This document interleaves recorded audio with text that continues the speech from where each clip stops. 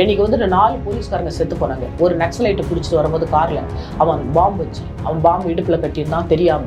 அப்போ இன்னைக்கு வந்து 18 பேர் இங்க செத்து போனதுல 9 பேர் போலீஸ் தலைவரோட, ராஜீவ்காந்தி தலைவரோட. அப்போ போலீஸோட உயிர் வந்து போயிட்டு போலீஸ் தன்னோட உயிரை கொடுத்து இந்த தமிழக மக்களை காப்பாற்றி வச்சு இன்னைக்கு தீவிரவாதிகள் இந்த தமிழகத்துல இல்லை அப்படிங்கிற அளவுக்கு இந்த தமிழக போலீஸ் வந்து வச்சிருக்காங்க. அதற்கு வந்து காரணம் எங்களுடைய டிபார்ட்மெண்ட். ஆனா இன்னைக்கு கட்சிக்காரங்க தான் அவங்களுக்கு பரிதாபம் காட்டிக்கிட்டு அவங்கள போய் பார்த்துக்கிட்டு இவன் தலைவர் ராகுல் தலைவரே வலி வேதனை தான் அப்பாவை கொல்லணும்னு தான் திரும்ப வரும் நமக்கு. ஆனா அவங்கள போய் நம்ம கட்டி பிடிச்சிக்கிட்டீங்கன்னா ஒருவேளை அவங்களுக்கு பெரிய மனசு இருக்கலாம். ஆனா இந்த கையோட போய் நான் அவங்களை கட்டி பிடிச்சி என் கையை எடுத்து நல்லதுதான், என் உயிரை எடுத்து நல்லதுதான் எந்த மனுஷனும் சொல்ல மாட்டேன்.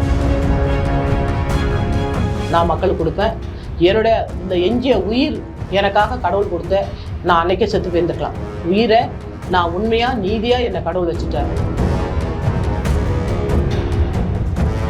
இருங்க எனக்கும் கூட வலிக்குது. நான் உடனே வந்துட்டு என்ன ஒருத்தன் இடிச்சு திமுகவோட கூட்டணியில இருக்கக்கூடிய காங்கிரஸ் கட்சியில இருந்ததுனால நீங்க இது வரைக்கும் அந்த தகவல் சொல்லல. ஒரு பொண்ணை தொட்டாலே அதுக்கு பேரு மொலஸ்டேஷன் ஒரு சட்டம் இருக்குது. நீங்க என்ன இருங்க மொலஸ்டேஷன் இருக்குது. என்ன எவனும் தொடாம இருக்கீங்களா நீங்க? நான் கம்ப்ளைண்ட் கொடுத்தாதான் அது கேஸ். இப்ப ஒரு பொண்ணு இல்ல, எல்லா பொண்ணையும் போதை பொருளா தான் பாக்குறான். எல்லா பொண்ணும் ஒரு பொருளா தான் பாக்குறான். நீங்க போறீங்களா பஸ்ல, உங்க அக்கா தங்கச்சி எத்தனை பேர் இடிச்சிருப்பான்? திமுக வந்து இந்த விஷயத்துல என்னதான் சட்டப்படியா ஏடிஎம்கே நிகழ்ச்சிகளை கொண்டு போயிருந்தாலும் திமுகவில் இதுல அந்த அளவுக்கு ஈடுபாடு இல்லைன்னு சொல்றத ஒரு குற்றம், ஒரு குற்றவாளி இல்ல ஒரு சாமானியனா என்னால வந்து அதை நான் ஏன்னா என்னோட பார்வையில விசிபிளா தெரிஞ்சது அவங்களுக்காக போராடினது அப்படின்னு பார்த்தா முக்கியமாக நான் ஆரம்பிச்சாலே டிஎம்கேலேருந்து ஆரம்பிக்கிறது தான் ஒரு சாமானியனோட பார்வையாக இருக்கும். அப்போ அவங்கள வந்து ரொம்ப எளிமையாக இந்த விஷயத்தில் கடந்து போயிட முடியாது. அதுக்கு உதாரணம் சொல்கிறேன். இப்போது கழுத்தில் கத்தி வச்சு வெட்டுறதுக்கும் கையை வெட்டுறதுக்கும் வித்தியாசம் இருக்குது. உங்கள் கழுத்தை வெட்டினா உயிரே போயிடும். அதனால் தீர்மானம் போட்டால் விடுதலை பண்ணிடலாம். இவர் கையை மட்டும் வெட்டினார். சிஎம் வந்துட்டு கையை மட்டும் வெட்டினா உயிரோடு இருக்கலாம். அவர் வந்து கட்டி தான் பிடிச்சாரே தவிர அவர் விடுதலை செய்துட்டு வந்த பிறகு தான் கட்டி பிடிக்கிறார். அப்போ விடுதலை செய்யறதுக்கு காரணமாக இருந்தவங்க யார்? ஏடிஎம்கே கவர்மெண்ட். அதனால் ஃபர்ஸ்ட் குற்றவாளி அவங்க தான் ஏடிஎம்கே. ரெண்டாவது இவர். மக்களுக்கெல்லாம் தெரிஞ்சு எப்படா ஒரு கொலைகாரனை போய் அப்படி கட்டி பிடிக்கிறாரு. அது உங்களுக்கும் அந்த வேகம் வரும், எனக்கும் வரும். அதனால இவர் வந்து மீடியாக்கெல்லாம் தெரிகிற மாதிரி பண்ணிட்டாரு, அவர் தெரியாமலே பண்ணிட்டாரு. இதான் வித்தியாசம்.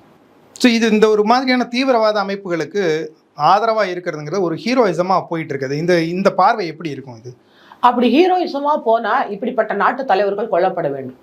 இப்போ பிரதமர் ராஜீவ்காந்தி கொண்டவங்களுக்கே ஒரு ஹீரோயிசம் கொடுத்தா அப்போ உங்களையும் என்னையும் கொண்டா வடிவேல் மாதிரி தான், நானும் ரவுடி தாங்கிற மாதிரி. இல்லை, நான் இது கம்பேரிட்டிவா 2 விஷயத்தை வச்சு நான் கேட்குறேன். கம்பேரிட்டிவா நம்ம தமிழ்நாடு போலீஸ் மிகச்சிறந்த போலீஸ். இன்னைக்கு வீரப்பன்கிற எத்தனை பேரை வந்துட்டு இன்னைக்கு கொண்டிருக்கான். 22 போலீஸ் ஒரு வேன்ல வச்சு கொண்டான், அந்த லேண்ட்ஸ்லைடு வச்சு. அதை மாதிரி எத்தனையோ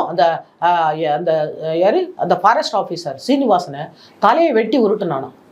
அதே மாதிரி நம்ம ராஜ்குமாருங்கிற ஒரு பெரிய ஆக்டர் கொண்டு வச்சுட்டு காட்டுக்குள்ள இப்படி பணம் கொடுங்க, அதை கொடுங்க, என்னோட குற்றவாளிகளை விடுதலை செய்யுங்கன்ட்டு இப்படி வந்துட்டு அவன் டிமாண்டெல்லாம் வச்சான்.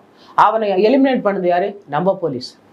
நம்ம ஐயா தேவாரம் அவர்கள், விஜயகுமார் அவர்கள், ஐயா சைலேந்திர பாபு அவர்கள், செந்தாமரை கண்ணன் ஐயா அவர்கள், தமிழ்ச்செல்வன் ஐயா அவர்கள், எல்லா பெரிய அதிகாரிகளோட அந்த ஞானத்தில் அத்தனை போலீஸ்காரங்களும். ஏன்னா இன்னைக்கு ஜெயலலிதா அம்மா வந்துட்டு 700 பேருக்கு வீட்டு மனை பட்டா கொடுத்தாங்க.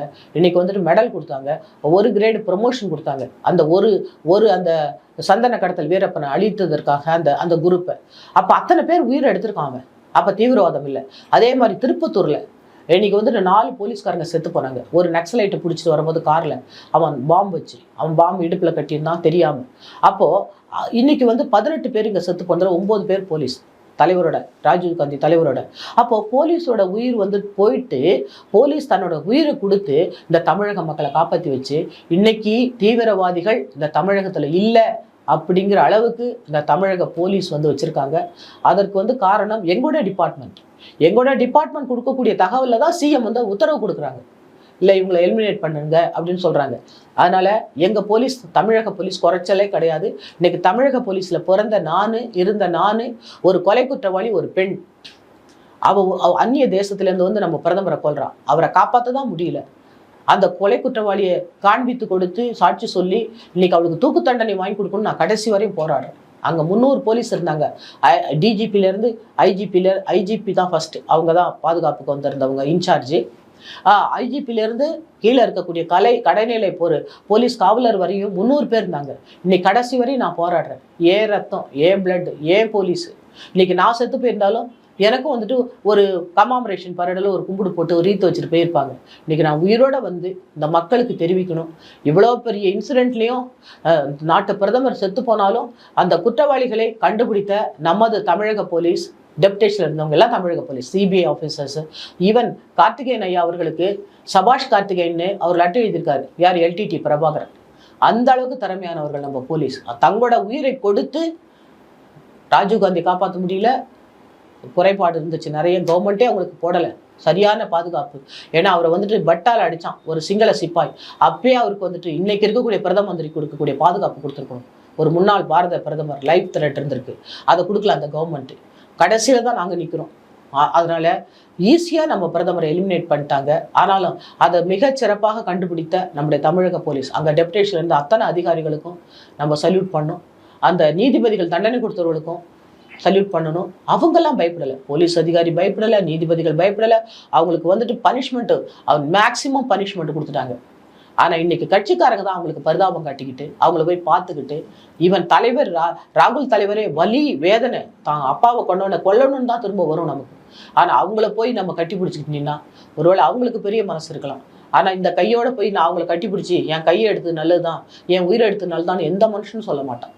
அதனால அவங்களுக்காக நான் தமிழக ஒரு பெண்ணா, ஒரு இந்திய பெண்ணா, ஏன் பிரதமர் ஏன் மக்கள் கொண்டவங்களை நான் என்னைக்கு எதிர்த்துக்கிட்டு தான் இருப்பேன். அவங்கள நல்லவங்கன்னு சொல்ல மாட்டேன். இப்படிப்பட்ட தீவிரவாதிகள் நம்ம நாட்டுக்குள்ளே வரக்கூடாது.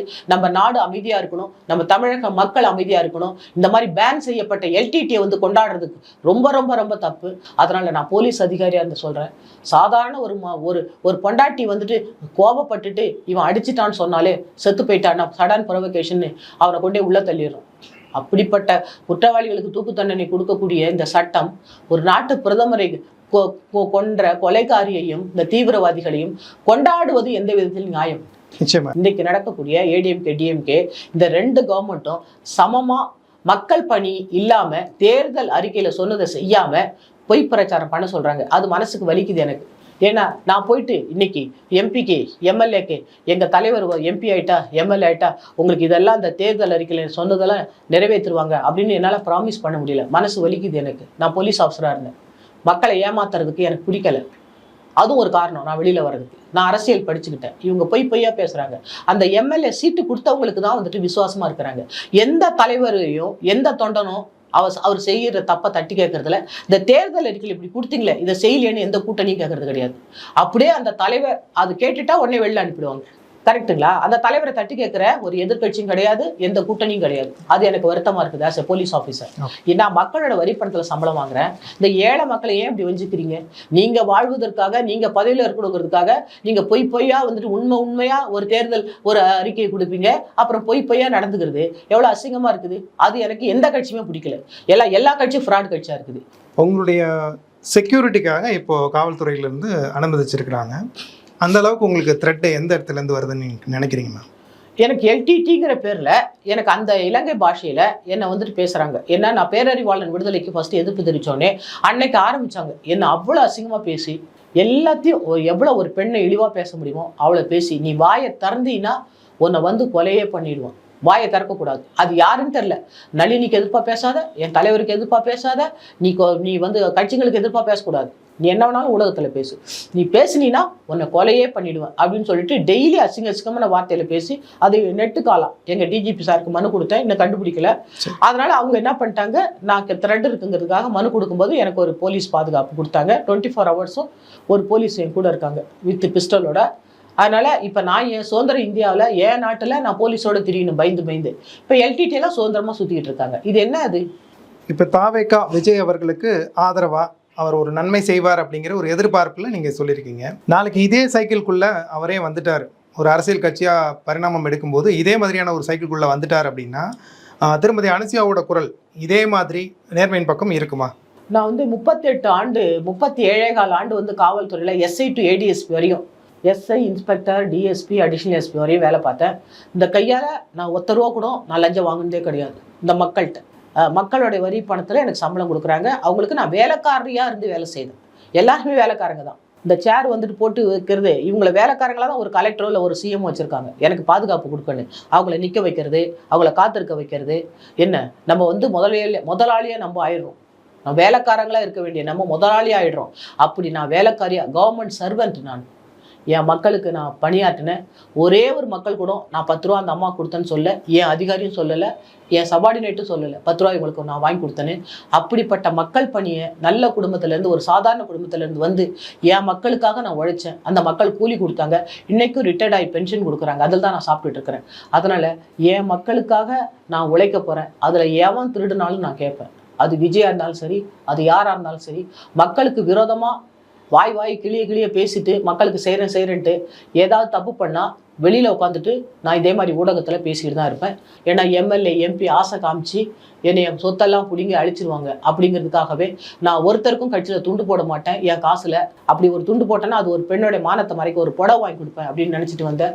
எந்த தலைவருக்கும் நான் போஸ்டர் வைக்க மாட்டேன்னு வந்தேன். அதே மாதிரி நான் செய்யவே இல்லை. நான் யாருக்கும் துண்டும் போத்தில் என் காசில் வாங்கி எங்கேயாச்சும் பழைய துண்டு இருந்தால் நான் போத்திருப்பேனே தவிர என் காசில் வாங்கி நான் யாருக்கும் துண்டு போத்தவும் இல்லை. என் கட்சிக்கு வந்துட்டு நானே போவேன். கார் எடுத்துகிட்டு நானே போவேன். என் காரில் டீசல் போட்டு போவேன். என் சாப்பாட்டில் என் காசில் நான் சாப்பிடுவேன். அந்த 5 வருஷம் எனக்காக இந்த கட்சி ஒத்த பேச செலவு பண்ணலை. காங்கிரஸ்லேயும் நான் அப்படி தான் எடுத்துகிட்டு வந்துட்டேன். அதனால் மக்களோட பணத்தில் நான் சாப்பிட்டதே கிடையாது. யாரும் எனக்கு எதுவும் செய்தது கிடையாது. என்னோட பணத்தை நான் மக்களுக்கு கொடுப்பேன். என்னுடைய இந்த எஞ்சிய உயிர் எனக்காக கடவுள் கொடுத்த, நான் அன்னைக்கே செத்து போயிருந்துருக்கலாம். உயிரை நான் உண்மையாக நீதியாக என்னை கடவுள் வச்சுட்டார். நான் யார் காசுலையும் சாப்பிடலை. இதுவரையும் என்னோட உழைப்பில் நான் சாப்பிட்டுட்டு இருக்கிறேன். அதனால மறுபடியும் நான் கட்சிக்கு போனால் நான் உழைக்கணும், மக்களுக்காக பேசணும்னு தான் போகிறேனே தவிர அதுலேருந்து எனக்கு காசோ பணமோ அதுக்காக நான் போகல. இதே தமிழ்நாட்டில் தூத்துக்குடியில் 14 பேர் சேர்ந்து ஒரு சிறுமி வந்து கூட்டு பாலியல் வன்கொடுமைக்கு ஆளாயிருக்கா. திருச்சியில் ஒரு அமைச்சரோட டிரைவர் மற்றும் அவரெல்லாம் சேர்ந்து ஒரு கூட்டு பாலியல் சம்பவம் நடந்திருக்கு. இதுலனா திருமதி அனுசியாவோட கருத்து எங்க இருந்தது? என்ன சொல்லியிருக்காங்க? கூட்டு பாலியல் பலாத்காரம். திருமதி அனுசியாவோட கருத்து என்ன இருந்தது? கருத்து வெளியில வந்தாதான் எல்லா பெண்களும் இப்ப நானே போனாலும் என் பின்னால இடிக்குதான் செய்றீங்க. இருங்க எனக்கும் கூட வலிக்குது. நான் உடனே வந்துட்டு என்ன ஒருத்தன் இடிச்சு திமுகவோட கூட்டணியில இருந்து காங்கிரஸ் கட்சியில இருந்ததுனால நீங்க இது வரைக்கும் அந்த தகவல் சொல்லல. ஒரு பொண்ணை தொட்டாலே அதுக்கு பேரு மொலஸ்டேஷன் ஒரு சட்டம் இருக்குது. நீங்க என்ன இருங்க மொலஸ்டேஷன் இருக்குது. என்ன எவ்வளவு தொடாம இருக்கீங்களா? நீங்க நான் கம்ப்ளைண்ட் கொடுத்தாதான் அது கேஸ். இப்ப ஒரு பொண்ணு இல்ல, எல்லா பொண்ணையும் போதை பொருளா தான் பாக்குறான். எல்லா பொண்ணும் ஒரு பொருளா தான் பாக்குறான். நீங்க போறீங்களா பஸ்ல, உங்க அக்கா தங்கச்சி எத்தனை பேர் இடிச்சிருப்பான், எத்தனை பேர் இடிக்கிறான், ஜாதி பார்த்து இடிக்கிறான்னா பொண்ணுன்னு இடிக்கிறான். வலிக்குது இல்ல? ஒரு பொண்ணை பாலியல் பலாத்காரம் பண்ணினாலும் ஒண்ணுதான், ஒரு பொண்ணை தொட்டாலும் ஒண்ணுதான். சீதையை வந்துட்டு நெருப்புல மிதிச்சு வான்னு சொல்லல. நீ ராமர் ஒழுக்கமா இருந்தியா? கரெக்ட். இப்ப எழுதுனவெல்லாம் யாரு? ஆம்பளை. அப்ப ஆம்பளை எல்லாமே பரிசுத்தம். பெண்களுக்கு தான் விபச்சாரி, விதவை, வாழா வெட்டி, மலடி. ஏன் உனக்கு இல்லையா? நீ இம்பார்ட்டன்ட் இல்லையா? நான் கேஸ்ல பாத்துருக்கிறேன். நீ எல்லா பெண்களையே சாடிக்கிட்டே இருந்தா அப்ப பெண்களை கற்பழிச்சுட்டான். ஏன் அப்ப ஆண்களை கற்பழிச்சோன்னு எந்த பெண்களாச்சும் வருதா? இல்ல நான் கேட்கிறேன். அப்படி கிடையாதுங்க. இது காலம் தொட்டு இந்த மோகம் இருக்குது, இந்த அட்ராக்ஷன் இருக்குது. சந்தர்ப்பம் கிடைச்சா எல்லாருமே தப்பு செய்யறாங்க. அது போலீஸ்ட வந்து அது தெரிஞ்சாதான் எஃப்ஐஆர் போட்டாதான் அது கேஸ். இல்லாட்டா தெரியாம எத்தனை கேஸ் மறைஞ்சிருக்கு தெரியுமா உங்களுக்கு? உலகத்துல எல்லா இடங்களையும் இது நடக்குது. இல்லை மன்னிக்கணும், நான் என்னோட கேள்வி நீங்கள் முழுமையாக உள்வாங்கிக்கணும்னு நான் விருப்பப்படுறேன். தமிழகத்தில் அரசியல் கட்சிகள் ஜாதியெல்லாம் ஒழிஞ்சிருச்சுன்னு சொல்லுது. நீங்கள் சொல்ல மாதிரி டாக்குமெண்டேஷனில் இன்னமும் ஜாதி இருக்கு, சரிங்களா? அதனால ஏற்படக்கூடிய வன்கொடுமைகள் தொடர்ந்து நடந்துட்டு இருக்கு. இது தொடர்பா நீங்க ஒரு அரசியல்வாதியா இருந்தப்போ என்ன மாதிரியான விஷயங்களுக்கு இது தொடர்பா குரல் கொடுத்திருக்கீங்க? போலீஸ் ஆஃபீஸரா இருந்து தீண்டாமை ஒழிப்பு சட்டம் போட்டு நான் அக்யூஸ்லாம் அரெஸ்ட் பண்ண சட்டம் என் கையில இருந்துச்சு. இப்ப நான் ஒரு அடிமட்ட தொண்டனங்க. நான் வந்து காங்கிரஸ்ல இப்பதான் போய் சேர்ந்தேன். நான் உடனே போய் தலைவரே உடனே சட்டம் எல்லாம் மாத்துங்கன்னா அது வந்துட்டு யாரு? கவர்மெண்ட்ல வந்துட்டு 1/3 மெம்பர்ஸ் எம்பிஸ் வந்துட்டு நான் ஆக்ஷன் எடுக்கிறத பத்தியே பேசலங்க மேம். ஆக்ஷன் எடுக்கிறத பத்தியே பேசல.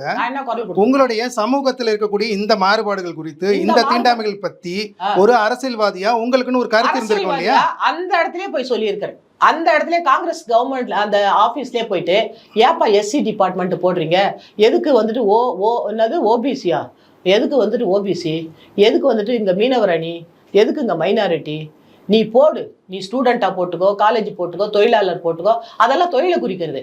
அப்போ சனாதனன்னு பேசக்கூடிய காங்கிரஸ் அங்க வந்துட்டு வெளிப்படையா சொல்றாங்க, இங்க மறைமுகமா வச்சிருக்கீங்களா? ஒருத்தன் என்ன பண்றான், எஸ்சி டிபார்ட்மெண்ட் நட்டுக்கிட்டே போறான். இங்க வச்சிருக்காங்க இதே காங்கிரஸ் கட்சியில. நான் தலைவர்கிட்ட கேட்டிருக்கேன், எல்லாத்தையும் கேட்கறேன். எங்க ஜாதி பாகுபாடு இல்ல, எல்லா இடத்துலயும் இருக்குது. நான் வந்த உடனே நீ என்ன ஜாதின்னு தான் கேட்கறாங்க. இன்னைக்கு அவங்க ஜாதி மட்டும் ஓட்டு போட்டா வந்துட்டு இன்னைக்கு எம்பி ஆகுறாங்க, எம்எல்ஏ ஆகுறாங்க. ஆனா இன்னைக்கு எம்பி எம்எல்ஏ ஆனா அவங்க ஜாதிக்கு தான் பிரையாரிட்டி கொடுக்குறாங்க. நான் போலீஸ் ஆஃபீஸர் அப்படி கொடுக்க முடியுமா? அப்படி கிடையாது. உண்மையா நீங்க கேட்கிற கேள்வி உத்தமமான கேள்வி. ஏன் தெரியுமா? எல்லா இடங்களையும் இந்த ஜாதி இருக்குது. அந்த ஜாதிக்காரங்களுக்கு தான் சப்போர்ட் பண்றாங்க. ஈவன் காங்கிரஸ், ஈவன் டிஎம்கே, எல்லா கட்சிகளும். இன்னைக்கு ஏன் வந்துட்டு விசிகேன்னு ஒரு ஜாதி கட்சின்னு சொல்லிட்டு அவர் ஆரம்பிச்சாரு? அப்ப அவ்வளவு கொடுமை நடக்குது, வன்கொடுமை. அதனால நீங்க வந்துட்டு யாரும் இங்க வந்துட்டு ஜாதி பாகுபாடு பார்க்காம இல்லவே இல்லை. பள்ளிக்கூடம் போனா அங்க ஜாதி, படிக்க போனா ஜாதி, கட்சிக்கு போனா ஜாதி, எங்க போனாலும் ஜாதி. என்னங்க? அதனால இந்த இந்த இந்த மக்களை வந்துட்டு இந்த புறக்கணிக்கப்பட்ட தாழ்த்தப்பட்ட இந்த மக்களை வந்துட்டு சித்திரவதை பண்றது எல்லா அரசாங்கமும் பண்ணிக்கிட்டு தான் இருக்குது. இந்த விஜய் வந்து சொன்னாரு, பிறப்புக்கும் எல்லா உயிருக்கும் சொன்னாரு. எல்லா உயிருக்கும் சமமானது கிடைக்கணும், equal, all are equal before law. எல்லாரும் சமமா மதிக்கப்படணும், சகோதரத்துவம் இருக்கணும், சமத்துவம் இருக்கணும். இதுல மதம் அது இது எதுவுமே வேறுபாடு வேண்டாம், எல்லாம் நம்ம மக்கள் அப்படின்னு சொன்னார்ல. அதை தான் நானும் இன்னைக்கு சொல்றேன். எல்லா மக்களும் கொடுக்குற வரி பணத்தில் தான் நான் சாப்பிட்டுட்டு இருக்கிறேன். இல்ல ஜாதியோ மதமோ ஒண்ணுமே கிடையாது. அது இந்த அரசாங்கத்துல இருக்கக்கூடிய இந்த எம்எல்ஏ எம்பிஸ், இந்த மினிஸ்டர்ஸ், இந்த பிஎம், இந்த சிஎம்க்கு தெரிஞ்சா என்னைக்கோ இந்த ஜாதி ஒழிஞ்சு போயிருக்கும். ஒரு ஜீவோ போட்டு ஜாதி இல்லப்பா, எல்லாமே ஒண்ணுதான். ஆனா வருமானத்துக்கு நீ குறைவா, உன்னுடைய குறைந்த வருமானம் நீ வாங்கினீன்னா உனக்கு வந்து வேலை இருக்குதுப்பா அப்படின்னு சொல்லி அவங்க வருமானத்தை வச்சு அந்த வீட்டில் அந்த படிப்பை வச்சு, பிள்ளைங்களோட படிப்பை வச்சு, அந்த குடும்ப தலைவரோட வருமானத்தை வச்சு நீங்கள் வேலை கொடுத்தீங்கன்னா இந்த நாடு சுபிஷமாக இருக்கும். எல்லாரும் 3 வேளை சாப்பிடுவாங்க. நீங்கள் ஜாதி பார்த்துக்கிட்டு, மதம் பார்த்துக்கிட்டு, நான் ஐபிஎஸ் ஒரு ஜாதி, நான் ஐஏஎஸ் ஒரு ஜாதி, நான் மந்திரி ஒரு ஜாதி, கீழே இருக்கிறவங்கள சூப்பராகவே இரு அப்படிங்கிறது எவ்வளோ பெரிய அநாகரிகம், எவ்வளோ பெரிய வேதனையான சமாச்சாரம். ஒரு மனுஷனை ஒருத்தன் இப்போ சூப்பரானா அதுக்கு இன்னும் ஒரு ஜாதி, அப்போ மேலே இருக்கிற ஜாதிங்கிறவங்க சூப்பர் ஆகுறதே கிடையாதுங்க. அது எவ்வளவு வருத்தமா இருக்குது. அவங்க ஒரு நாளைக்கு அந்த சூப்பர் வேலை செய்து பார்க்கட்டுமே, அவங்களோட மலத்தை அவங்களே அள்ளி பார்க்கட்டுமே. இதெல்லாம் இந்த இந்தியால, இந்த சுதந்திர இந்தியால நடக்கிற கொடுமை இல்லையா? இதுதான் இந்த எல்லாரையும் சமமா பார்த்தா ஒரே இந்தியா இருக்கலாம், ஒரே தேர்தல், அதெல்லாம் வந்துட்டு மனுஷனை ஒன்றும் செய்யாது. நீ ஒரு தேர்தல் வச்சுக்கோ, நீ ஒரே இந்தியான்னு சொல்லிக்கோ, நீ ஒரே ஜாதின்னு கூட சொல்லிக்கோ. அதுதான் நாங்க கேட்கறோம். எங்களை ஒன்னா பாருங்க, எல்லாரையும் ஒன்னா பாருங்க, எல்லாரையும் ஒன்னா மதிங்க. அவங்க மனுஷன் தானே. அவங்களையும் கீழே உட்கார வைக்கிறீங்க? அவங்களுக்கு ஏன் டபுள் டம்ளர் சிஸ்டம் வச்சிருக்கிறீங்க? அவங்க குடிச்ச தண்ணியை டம்ளரை ஏன் டீ கடையில் கழுவி வைக்க சொல்றீங்க? அவங்களுக்கு ஏன் கொட்டாங்குச்சியில் இன்னும் தண்ணி ஊற்றிட்டு இருக்கிறீங்க? இதெல்லாம் தப்பு இல்லையா? இதெல்லாம் எவ்வளவு வேதனை. அப்போ ஒரு மிருகத்துக்கும் ஒரு மனுஷனுக்கும் இடையில ஒரு மனுஷனை நீங்க பாக்குறீங்களே அடிமையா? அப்ப இந்த சுதந்திர இந்தியால அவன் வெக்கப்பட்டே சாகணும், அவன் அடிமையாவே இருந்து சாகணும். நீங்க எல்லாம் உயர்ந்த ஜாதின்னு தலைமையில ஏறி உட்காந்துக்கிட்டு என்ஜாய் பண்ணிட்டே இருப்பீங்களா? நீங்க இந்த ஜாதியே இல்ல, பொருளாதாரத்துல பின்தங்கியவன் சொல்லிவிட்டு நீங்க ஒரு ஆர்டர் போட்டு யாரெல்லாம் வறுமையில இருக்காங்களோ ஜாதி மதம் பார்க்காத வேலை கொடுங்க. நீங்க வந்துட்டு என்னவும் பிரிவினை பார்க்கவே வேண்டாம். நீங்க ஏன் இன்னைக்கு வரையும் சுதந்திரம் வாங்கி இத்தனை நாள் வரையும் இன்னைக்கு இந்த ஜாதியே அங்க இருக்குது? இந்தியா தானே. நீங்க ஒரே நாடு இல்ல ஒரே தேர்தல், ஒரே இந்தியான்னு சொல்றீங்க, ஒரே ஜாதின்னு வைங்க. அப்ப வரேன், நான் கிறிஸ்டியனா மாறி இருக்கிறேன், நான் இந்துவா மாறுறேன்.